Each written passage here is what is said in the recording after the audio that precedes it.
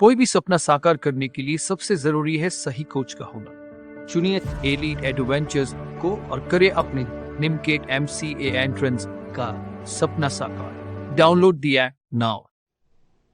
Hello students, welcome to Alight adventures.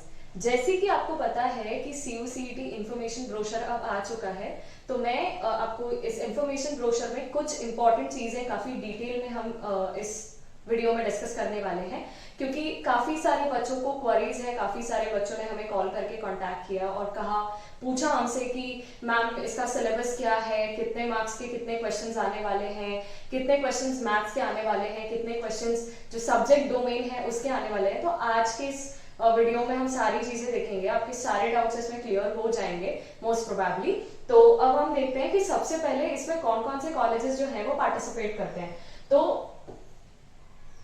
CUET PG, okay, CUET PG में ये सारे colleges participate करते हैं। इसमें दो कॉलेजेस नए ऐड हुए हैं, वो है BHU और JNU। तो बेसिकली पहले ऐसा होता था कि BHU और JNU की अलग से एग्जाम्स होती थी। अब BHU के लिए अलग से एग्जाम देते थे, JNU के लिए बच्चे अलग से एग्जाम देते थे, एंड देन फिर अलग अलग एग्जाम के थ्रू उन्हें BHU और JNU में एडमिशन लेने को मिलता था।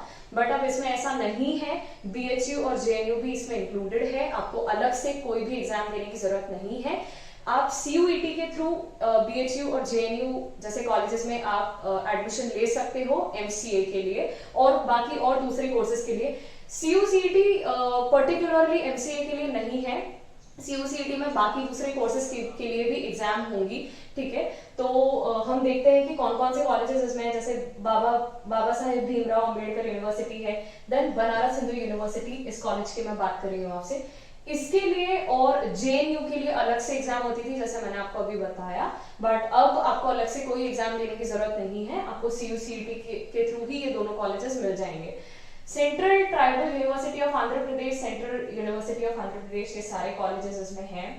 ये सारे कॉलेजेस तो पहले से ही थे, सिर्फ दो नए कॉलेजेस ऐड हुए हैं, एक BHU और एक JNU। अब हम देखते हैं कि ये इसकी इन्होंने कंटेंट दे रखा है, ठीक है। देन ओके, अब कौन कौन सी कैटेगरी के लिए है, इसमें इन लोगों ने जो जनरल EWS होता है, इकोनॉमिकली वीकर सेक्शन, इसके लिए भी इन्होंने सर्टिफिकेट का फॉर्मेट प्रोवाइड कर रखा है, ठीक है। इसमें सभी के सर्टिफिकेट के फॉर्मेट आपको मिल जाएंगे। तो अगर आपको नहीं पता है कि जनरल EWS का सर्टिफिकेट किस तरह से बनता है, तो आप इनका फॉर्मेट चेक कर सकते हैं, ठीक है। OBC के लिए आपको सर्टिफिकेट फॉर्मेट इसमें से मिल जाएगा। SC ST अगर आप हैं तो इसके लिए आपको सर्टिफिकेट फॉर्मेट इसमें मिल जाएगा, आप यहाँ से चेक कर सकते हो, ठीक है।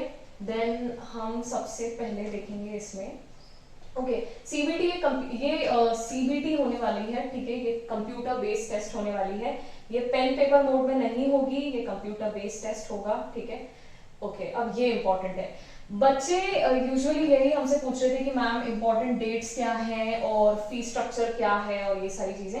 तो जो ऑनलाइन सबमिशन है एप्लीकेशन फॉर्म का, मतलब जो आप फॉर्म भरोगे CUCET के लिए, उसकी डेट्स इन्होंने दे रखी है 19 मई से ये ऑलरेडी स्टार्ट हो चुका है। आप 18 जून तक इसका फॉर्म आप भर सकते हो। टाइम भी दे रखा है कि 18 जून को 5 बजे तक, शाम को 5 बजे तक आप ये फॉर्म भर सकते हो, ठीक है।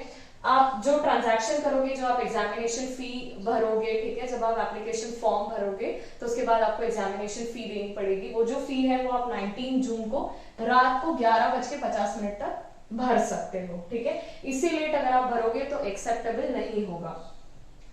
उसके बाद अगर हम एप्लीकेशन फी की बात करें, तो अगर आप जो पर्टिकुलर, अगर आप सिर्फ MCA का फॉर्म भर रहे हो, ठीक है, तो MCA के लिए आपको 800 रुपीज की आपके एग्जामिनेशन फी होगी। बट उसके साथ साथ भी कुछ बच्चे जैसे MA MSc के लिए भी अप्लाई करते हैं, तो अगर आप कोई और इसके लिए भी अप्लाई करते हो तो उसके लिए 200 रुपीज एक्स्ट्रा आपको लगेंगे। तो जो आपकी फीस हो जाएगी एग्जामिनेशन फी, वो आपकी होगी 1000 रुपीज, ठीक है। अगर आप कुछ एडिशनल एग्जामिनेशन के लिए भी अप्लाई करते हो, जैसे MA MSc के लिए भी अगर कोई अप्लाई करता है तो उसके लिए 200 रुपीज की फीस एडिशनल लगेगी। बाकी अगर आप सिर्फ MCA के लिए अप्लाई कर रहे हो तो फीस रहेगी 800, ठीक है। ये इन्होंने कोटा के हिसाब से दे रखा है। जैसे जनरल जो बच्चे हैं उनके लिए फीस जो है वो 800 है। अगर आप जनरल कैटेगरी से हो तो आपको फीस 800 लगेगी। ये कॉलेज फीस नहीं है, एग्जामिनेशन फीस है। मैं फिर से क्लियर कर रही हूँ, जो आप एप्लीकेशन फॉर्म भरोगे उसके बाद आपको एग्जामिनेशन फी देनी पड़ती है एग्जाम में अपियर होने के लिए, जिसके बाद आपका एडमिट कार्ड आएगा और ये सारी चीजें होंगी, आपको एग्जाम में अलाउ किया जाएगा। बेसिकली आपका एग्जाम के लिए रजिस्ट्रेशन होगा, तो उसकी जो फीस है वो है 800, ठीक है। वो भी अगर आप जनरल कैटेगरी से हो तो उसमें आपको 800 लगेगी, अगर आप ओबीसी हो या जनरल ईडब्ल्यूएस हो तो 600 लगेगी, एससी एसटी हो तो 550 लगेगी, ठीक है। और अगर आप फिजिकली डिसेबल्ड हो तो उसके लिए आपको 500 लगेगी। इसमें एडिशनल फीस भी दे रखी है, अगर आप ओबीसी से हो तो एडिशनल, अगर आप कोई और दूसरी एग्जाम के लिए भी अप्लाई करते हो जैसे एमएमएससी के लिए या और भी कोई दूसरी एग्जाम के लिए आप अप्लाई करते हो या दूसरे पेपर के लिए भी आप अप्लाई करते हो तो उसके लिए जैसे अगर आप जनरल ईडब्ल्यूएस से ओबीसी से हो तो 150 रुपीज एक्स्ट्रा लगेंगे, एससी एसटी से हो तो 150 रुपीज एक्स्ट्रा लगेंगे, और फिजिकली डिसेबल्ड अगर कोई है तो फिर उसके लिए 150 रुपीज एक्स्ट्रा लगेंगे। आप नेट बैंकिंग वगैरह से पे कर सकते हो, debit credit card UPI wallet वगैरह से आप पे कर सकते हो। अब मेनली जो कैंडिडेट्स जो टेस्ट सेंटर्स आप ऑप्ट करोगे वो आउटसाइड इंडिया अगर आप ऑप्ट कर रहे हो तो उसके लिए आपको 4000 रुपीज एक्स्ट्रा देने की जरूरत है। कह रहे हैं इतनी काम की चीज नहीं है क्योंकि आप तो आउटसाइड इंडिया वगैरह कुछ अप्लाई करते नहीं यूजुअली बच्चे। मेन चीज ये है कि अगर आप एप्लीकेशन फॉर्म भरते टाइम कुछ मिस्टेक कर देते हो, अगर आपसे कुछ मिस्टेक हो जाती है तो उसके लिए 2 दिन के लिए विंडो ओपन होने वाली है। जो 2 दिन के लिए विंडो ओपन होगी वो होगी 20 जून से 22 जून तक। तो 20 जून से 22 जून तक जो भी आपने कुछ अगर गलती की है एप्लीकेशन फॉर्म भरते टाइम तो वो आप करेक्शन कर सकते हो 20 जून से 22 जून तक। 22 जून के बाद अलाउड नहीं होगा, ठीक है। जैसे कुछ बच्चों को ये डाउट रहता है कि जैसे नेमसेट में अगर कुछ एप्लीकेशन फॉर्म में अगर कुछ मिस्टेक हो जाती है तो बच्चे मेल करके उनसे रिक्वेस्ट कर लेते हैं कि हमें करेक्शन करना है तो आप प्लीज विंडो ओपन कर दो, तो यूजुअली उनके लिए हो भी जाती है। बट इसमें सिर्फ एमसीए के लिए एग्जाम नहीं हो रही है, इसमें और भी काफी दूसरे कोर्सेज हैं जिनके लिए ये सीयूसीईटी एग्जाम होती है, बट अब एमसीए के लिए भी होगी, ठीक है। तो इसमें पर्टिकुलरली एमसीए के लिए नहीं है, इसमें दूसरी एग्जाम्स भी होती है, दूसरे कोर्सेज के लिए एग्जाम्स भी होती है, ठीक है। तो आप अगर इसमें कोई मेल वगैरह करके रिक्वेस्ट करते हो तो उसके लिए विंडो ओपन नहीं होगी। विंडो सिर्फ 2 दिन के लिए ओपन होगी, 20 जून से 22 जून। आपको अगर करेक्शन करना है तो आप इस दिन, ये 2 दिन में आप करेक्शन कर सकते हो। उसके अलावा अगर आप रिक्वेस्ट करते भी हो तो भी वो लोग एंटरटेन नहीं करेंगे, ठीक है। एडमिट कार्ड आप एनटीए की वेबसाइट से डाउनलोड कर सकते हो, नेशनल टेस्टिंग एजेंसी। ये वेबसाइट, इसकी जो वेबसाइट है इसकी लिंक आपको डिस्क्रिप्शन में मिल जाएगी, ठीक है। यहाँ से आप आपका एडमिट कार्ड जो है वो डाउनलोड कर सकते हो। अभी इसकी डेट अनाउंस नहीं हुई है बट इनकी वेबसाइट आप चेक करते रहना, इनकी वेबसाइट पे जल्दी एडमिट कार्ड की जो डेट है वो अनाउंस हो जाएगी। डेट जो है एग्जामिनेशन की वो अभी डिसाइडेड नहीं है, ठीक है, वो भी डिसाइड हो जाएगी तो वो आपको वेबसाइट पे ही ये सारी इंफॉर्मेशन मिल जाएगी। जो ड्यूरेशन है एग्जाम की वो है 2 घंटे, आपकी 120 मिनट की एग्जाम होने वाली है, ठीक है। 2 घंटे की एग्जाम आपकी होने वाली है। जो एग्जाम है वो 2 शिफ्ट में होगी, ठीक है। अब बच्चों को यूजुअली डाउट रहता है कि ये शिफ्ट हमारे हाथ में है क्या, तो ये शिफ्ट आपके हाथ में नहीं है, ठीक है। आप सिर्फ फॉर्म भरोगे, फॉर्म भरने के बाद वो लोग डिसाइड करेंगे कि आपको कौन से शिफ्ट में रखना है। शिफ्ट 1 में भी हो सकता है शायद आपका टाइमिंग आ जाए कि हो सकता है शायद आपकी एग्जाम 10 से 12 में हो जाए सुबह, या हो सकता है शायद शिफ्ट 2 में भी आपको एग्जाम देनी पड़े 3 से 5 में। तो एग्जाम 2 घंटे की ही होगी, आप शिफ्ट 1 में दो या शिफ्ट 2 में दो, ठीक है, या शिफ्ट 1 या शिफ्ट 2 किसी भी शिफ्ट में अगर आपका आता है तो ये चीज आपको एडमिट कार्ड में पता लग जाएगी। ये आपके हाथ में नहीं है, बच्चे अपने हिसाब से शिफ्ट सिलेक्ट नहीं कर सकते, ये वो लोग आपको सिलेक्ट करके देंगे। और ये जो इन्फॉर्मेशन है ये आपको एडमिट कार्ड में मिल जाएगी। एडमिट कार्ड में आपको पता चल जाएगा कि आपकी एग्जाम का सेंटर क्या होने वाला है और शिफ्ट कौन सी होने वाली है, 1 होगी या 2 होगी। 1 होगी तो 10 से 12 में एग्जाम हो जाएगी और अगर 2 हुई तो 3 से 5 में एग्जाम होगी, ठीक है। Centre, date and shift of examination as indicated on the admit card. Admit card पे आपको सेंटर पता चल जाएगा, डेट एग्जाम की पता चल जाएगी and shift of examination. Shift क्या होने वाली है, जैसे कि मैंने आपको बताया 2 शिफ्ट में एग्जाम होगी, 1 और 2, तो 1 है या 2 है ये आपको एडमिट कार्ड में ही पता चलेगा। Display of recorded responses and provisional answer की जब एग्जाम आप दे देते हो उसके बाद सारी चीजें जो भी आपके रिकॉर्डेड रिस्पॉन्सेज हैं, ठीक है, जो भी प्रोविजनल आंसर की है उस पेपर की, वो सब आपको वेबसाइट पे मिलेगी। रिजल्ट का डिक्लेरेशन भी जो होगा वो एनटीए की वेबसाइट पे होगा, एनटीए नेशनल टेस्टिंग एजेंसी, इनकी वेबसाइट पे होगा। इसकी वेबसाइट की लिंक आपको डिस्क्रिप्शन में मिल जाएगी, मेंशन हो जाएगी डिस्क्रिप्शन में, वहां से आप देख सकते हो। ये भी वेबसाइट पे ही अनाउंस हो जाएगी, ठीक है। इन्होंने यहाँ पे वेबसाइट दे रखी है, अब यहाँ पे ओके, कैंडिडेट्स अपना जो एप्लीकेशन फॉर्म है वो सही से भरें, ठीक है। करेक्शंस परमिटेड नहीं होंगे एक बार एप्लीकेशन फॉर्म सबमिट हो जाता है। मैंने बताया कि उसके 2 दिन बाद आपको 2 दिन का आपको टाइम मिलेगा, 20 से 22 जून, तब आप करेक्ट कर सकते हो। उसके बाद वो लोग एंटरटेन नहीं करेंगे, ठीक है।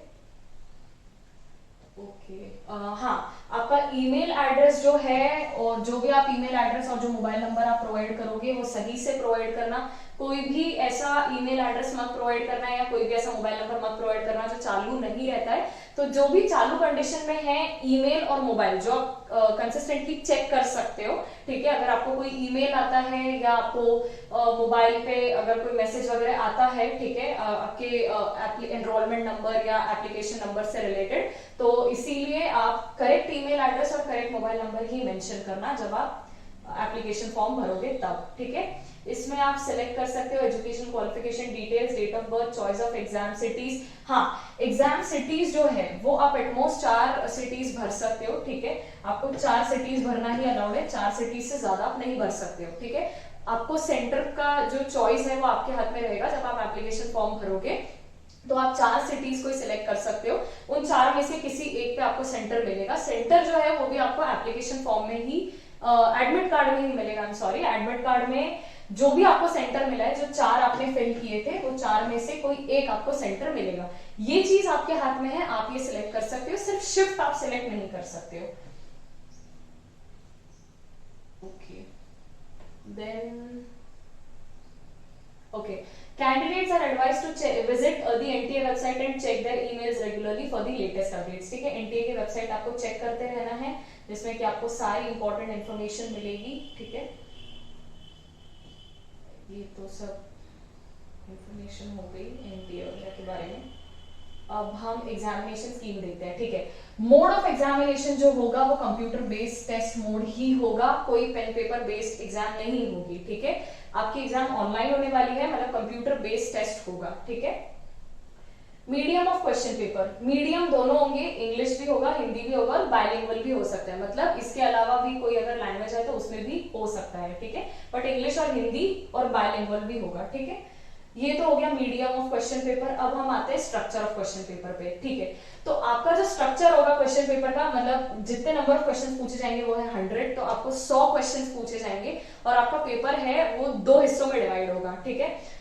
एक होगा पार्ट ए और एक होगा पार्ट बी। पार्ट ए में 25 क्वेश्चन होंगे जिसमें लैंग्वेज कॉम्प्रिहेंशन और वर्बल एबिलिटी आएगा, ठीक है। तो पार्ट ए में जो आपको क्वेश्चंस आएंगे वो लैंग्वेज कॉम्प्रिहेंशन और वर्बल एबिलिटी से आएंगे, और जो 75 क्वेश्चंस आएंगे, जो पार्ट बी में 75 क्वेश्चंस आने वाले हैं वो आपके डोमेन नॉलेज क्वेश्चंस होंगे, मतलब आपका जो भी डोमेन है उससे रिलेटेड आपको क्वेश्चन आएंगे। जैसे कंप्यूटर साइंस अगर है, आप वैसे एमसीए से, अगर आप एमसीए के लिए अपियर हो रहे हो तो कंप्यूटर साइंस से रिलेटेड आपको क्वेश्चन आएंगे, ठीक है। तो जो आपका सब्जेक्ट डोमेन होगा उसके आपके 75 क्वेश्चन आएंगे, बाकी 25 क्वेश्चन जो होंगे वो लैंग्वेज कॉम्प्रिहेंशन और वर्बल एबिलिटी के होंगे, ठीक है।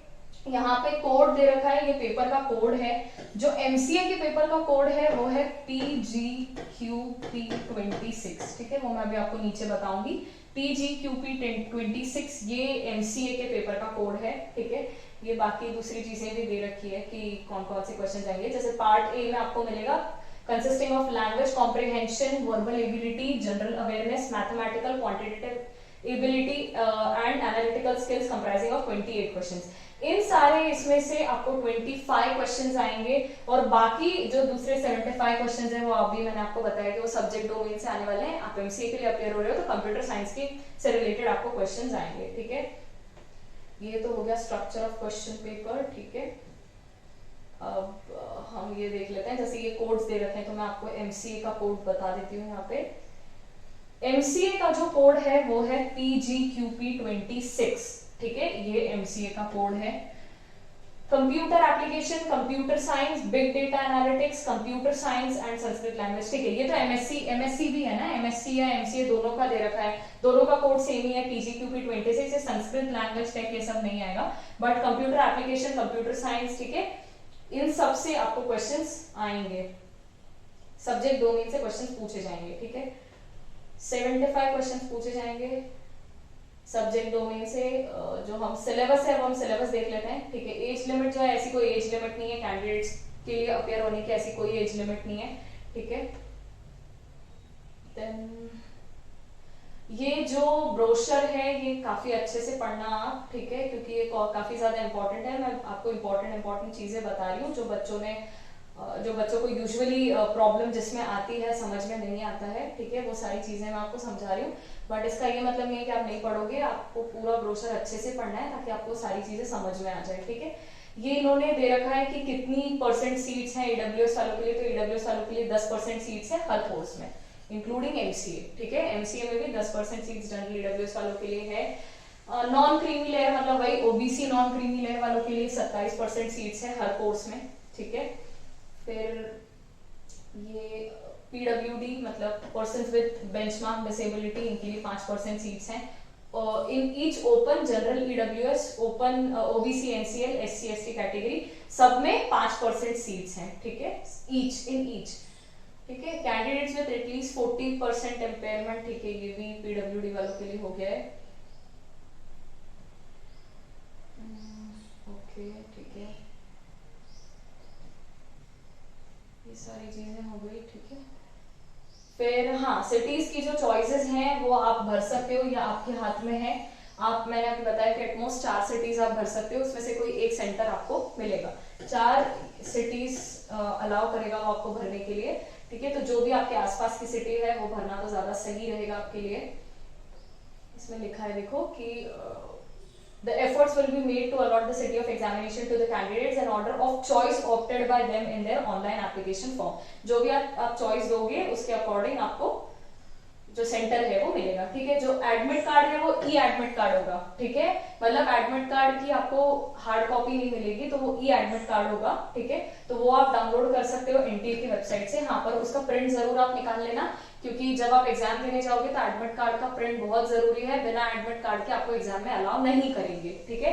तो आपको ई एडमिट कार्ड मिलेगा, एडमिट कार्ड में आपको सारी इन्फॉर्मेशन मिल जाएगी, आपकी शिफ्ट क्या है, आपकी 10 से 12 एग्जाम होने वाली है या 3 से 5 एग्जाम होने वाली है, ये पता चल जाएगा, सेंटर क्या है ये पता चल जाएगा, सारी चीजें एडमिट कार्ड में बहुत डिटेल में आपको सारी चीजें पता चल जाएगी, ठीक है। एनटीए की हेल्पलाइन भी खुली रहेगी, अगर आपको कांटेक्ट करना है उनसे तो 10 से 5 में आप एनटीए की हेल्पलाइन को में कॉल कर सकते हो और उनसे कांटेक्ट कर सकते हो 10 से 5 में, ठीक है। देन अगर आपको एडमिट कार्ड डाउनलोड करना है तो आप एनटीए की वेबसाइट से डाउनलोड कर सकते हो, ठीक है। यहाँ पे कुछ रूल्स दे रखे हैं, ये रूल्स पढ़ लेना, ठीक है, अच्छे से, क्योंकि ये इंपॉर्टेंट है। ओके, अब ये देखते हैं शेड्यूल जो होगा एग्जामिनेशन का, वो मैंने आपको बता दिया। मोड ऑफ एग्जामिनेशन जो है वो कंप्यूटर बेस्ड टेस्ट होगा, सीबीटी मोड में ही होगा, ठीक है। टाइमिंग जो होगी एग्जामिनेशन की, अगर आप स्लॉट 1 में आपको मिलता है तो 10 से 12 होगी, स्लॉट 2 में अगर आपको मिलता है तो 3 से 5 में होगी, ठीक है। ड्यूरेशन जो होगी वो 2 घंटे की होगी, दोनों शिफ्ट में 2 घंटे की एग्जाम होगी, 10 से 12 में भी 2 घंटे की होगी, 3 से 5 में भी 2 घंटे की होगी, ठीक है। एंट्री जो है वो टाइम इन लोगों ने दे रखा है कि अगर आपका सुबह पेपर होने वाला है तो 8 से 9:30 के बीच में आपकी एंट्री होगी, ठीक है। और अगर आपका 3 से 5 में एग्जाम होने वाली है तो 1 से 2:30 बजे के बीच में आपकी एंट्री होगी, ठीक है। आप इंस्ट्रक्शंस कब पढ़ सकते हो, अगर आपकी 10 बजे एग्जाम स्टार्ट होने वाली है तो 9:50 पे आप इंस्ट्रक्शंस पढ़ सकते हो। अगर आपको 3 बजे 3 से 5 आपकी एग्जाम होने वाली है तो 2:50 पे पढ़ सकते हो, ठीक है। टेस्ट 12 बजे खत्म हो जाएगा और अगर आपका 3 से 5 का स्लॉट है तो 5 बजे खत्म हो जाएगा, ठीक है। ठीक है, 2 घंटे पहले आपको पहुंचना है, ये सारे इंस्ट्रक्शंस आपको इसमें दे रखे हैं, ठीक है। क्या क्या चीजें लेके आनी है आपको एग्जाम के टाइम, क्या क्या डॉक्यूमेंट्स लेके आने हैं, क्या क्या सारी चीजें लेके आनी है इसमें दे रखा है। Print copy of admit card along with self declaration, ठीक है, downloaded from the NTA website. Self declaration आपको मिलेगा, अंडरटेकिंग आपको मिलेगा, वो आप एनटीए वेबसाइट से डाउनलोड कर सकते हो। एडमिट कार्ड का प्रिंट आपको साथ में लेके जाना है, ठीक है। 1 पासपोर्ट साइज फोटोग्राफ, एक पासपोर्ट साइज फोटोग्राफ आपको भी साथ में लेके जाना है, ठीक है। इसके अलावा आपको आपकी आईडी भी लेके जानी है। आईडी जैसे आप आधार कार्ड या पैन कार्ड या voter ID, driving licence, passport, Aadhaar card, कुछ भी आप लेके जा सकते हो विद फोटोग्राफ। उसमें फोटोग्राफ होना जरूरी है, आपकी फोटोग्राफ होनी चाहिए उसमें। E Aadhaar with photograph, ration card with photograph, आपके पास इनमें से जो भी कुछ अवेलेबल है आप लेके जा सकते हो प्रूफ के लिए, ठीक है। रफ वर्क के लिए आपको शीट मिलेगी, इसमें कहा है कि rough sheet will be provided at the test centre. आपको खुद से कुछ नहीं ले जाना है, आपको सारी चीजें वहां पे मिलेगी, वो लोग देंगे आपको, ठीक है। चीटिंग अगर आप करते हो, चीटिंग जो भी बच्चा करता है तो उसके लिए क्या क्या पनिशमेंट्स है। अगर आप unfair means practice is an activity that allows a candidate to gain an unfair advantage over the other candidates. ठीक है, क्या क्या unfair means practices और ये लोग फॉलो कर रहे हैं इस एग्जामिनेशन में, ये इस पॉइंट में दे रखा है, तो ये अच्छे से पढ़ लेना। ठीक है, डिस्प्ले ऑफ आंसर की कब डिस्प्ले हो जाएगी, ये सारी चीजें भी आप पढ़ लेना। एक और बात है इसमें कि जो भी आपका सर्टिफिकेट बनाने वाले हो, अगर आप ईडब्ल्यूएस का सर्टिफिकेट बनाने वाले हो तो वो 1 जनवरी 2022 के बाद का ही होना चाहिए, उसके पहले का नहीं होना चाहिए, वो लेटेस्ट होना चाहिए। यूजुअली बच्चों को ये डाउट रहता है क्योंकि निमसेट जो है वो 1 साल का टाइम देता है बच्चों को, बट इसमें 1 साल पुराना नहीं चलेगा। ठीक है, आपको जो भी बनवाना है, जो भी आप, अगर आप ईडब्ल्यूएस हो, ओबीसी हो, जो भी हो आप, तो उसके लिए आपको लेटेस्ट सर्टिफिकेट बनाना पड़ेगा 1 जनवरी 2022 के बाद का। ठीक है, पुराना सर्टिफिकेट जो है वो नहीं चलेगा, वो एक्सेप्टेबल नहीं होगा। अगर आपको रीवैल्यूएशन या रीचेकिंग करवाना है तो उसके लिए भी ये सारे पॉइंट्स आपको दे रखे हैं इसमें। ठीक है, ये सारी एग्जाम्स के लिए, बाकी दूसरी एग्जाम्स के लिए भी आपको दे रखे हैं। ठीक है, तो आप ये काफी अच्छे से पढ़ लेना, प्रॉपरली पढ़ लेना। इसमें मेन चीजें मैंने आपको समझा दी है कि सिलेबस क्या होने वाला है, 75 और 25 क्वेश्चंस जो आपको 2 पार्ट में मिलने वाले हैं, वो किस किस के लिए मिलने वाले हैं। जो 75 क्वेश्चंस है वो आपको सब्जेक्ट डोमेन से मिलेंगे, आप एमसीए के लिए अपेयर होने वाले हो तो कंप्यूटर साइंस के क्वेश्चंस होंगे। ठीक है, और जो 25 क्वेश्चंस है वो रीजनिंग और मैथमेटिकल एबिलिटी, इन सबको मिला के आपके होंगे। ठीक है, अब सिलेबस डिस्कशन हो गया है, देन अभी तक इसकी डेट्स आई नहीं है, तो जो डेट्स हैं वो आपको एनटीए की वेबसाइट से चेक करनी है। बाकी सारी चीजें भी है, बट आपको ये जो है मतलब इन्फॉर्मेशन ब्रोशर जो है ये आपको काफी अच्छे से पढ़ना है, क्योंकि ऐसी छोटी मोटी चीजें रहती है जो हम भूल जाते हैं, जो हमें पता नहीं होती है, बट ये सारी चीजें इसमें मेंशन्ड है, बहुत डिटेल में मेंशन्ड है। तो मैंने कि आपको आज इंपॉर्टेंट चीजें समझा दी है सीयूसीईटी से रिलेटेड। ठीक है, कि आपको एडमिट कार्ड आप कहाँ से डाउनलोड कर सकते हो, देन पैटर्न क्या होगा एग्जाम का। ठीक है, आपको एप्लीकेशन फी आपकी क्या रहेगी, ये सारी चीजें मैंने आपको समझा दी है। बट फिर भी इसके अलावा आप ये इन्फॉर्मेशन ब्रोशर काफी अच्छे से पढ़ लेना, काफी डिटेल में पढ़ लेना, ताकि आप कुछ भी मिस ना करो। अगर आपको सीयूसीईटी से रिलेटेड फिर भी कुछ कंफ्यूजन है, फिर भी कुछ डाउट है, तो आप हमें कमेंट सेक्शन में भेज सकते हो। ठीक है, आप मैसेज कर सकते हो, वहां पे आप आपका जो भी डाउट है वो मेंशन कर सकते हो, तो आपको तुरंत ही इस चीज का रिप्लाई मिल जाएगा। ठीक है, आपको कुछ भी डाउट होता है तो आप हमें कॉल भी करके पूछ सकते हो। Thank you.